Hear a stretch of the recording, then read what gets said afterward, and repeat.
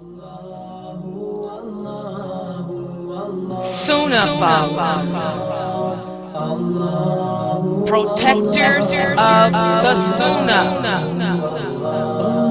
Sunnahfollowers, protectors of the Sunnah.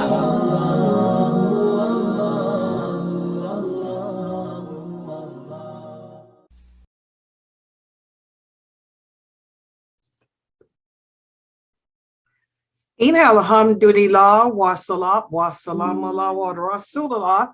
Welcome to another session of our Hadith class. And this is the Hadith class where we are discovering Hadiths. We're discussing Hadiths that were taken from the book entitled Live Longer with Less Time. Hadiths that are selected because they will help us to make the most of our time here on earth. And today's class is probably going to be short because it's a hadith that's basically discussing what we've been discussing for the past several days.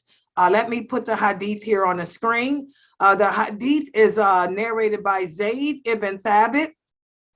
He said that the Prophet sallallahu alaihi wasallam said, "O people, perform your prayers in your homes, because the best prayer of a man is his house, except for the obligatory prayers." And, you know, these are all hadiths addressing the same topic, the virtues of a man praying the voluntary prayers in his home.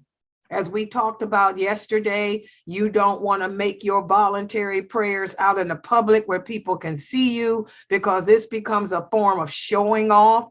Instead, you know, you make your prayers in your home, because prayer is an act of worship between you and Allah, not you, Allah, and the rest of the world. Okay, so that's basically what this hadith is speaking about. You know, the Prophet saying for the men to go to the mosque to perform the obligatory prayers, but the voluntary prayers, reserve them for your home. That's more righteous. That's more beneficial for you. It helps to prevent the showing off and that shirk el ascar that can creep up on us, you know, at the drop of a hat. So again, you know, all the past several hadiths we discussed were addressing this. Are there any comments on this hadith? Are there any comments on this hadith? Assalamu alaikum. Alaikum salam. It was basically self-explanatory, and we kind of talked about it yesterday, so really it wasn't too much to say. Really, that's all I had to say. And with Ramadan starting within the next week or so, this is something that you brothers need to think about. You want to get to the mosque to perform your dhuhr prayer, your asr, your maghrib, isha, but the sunnahs, you know, the sunnah rakats, make them at home. And also when you make them at home with your family, you know, that's the way of teaching your family how to pray, and it's preventing your home from becoming a graveyard. You know, you want to also fill your home with remembrance of Allah, and what better way to remember him other than through the prayer.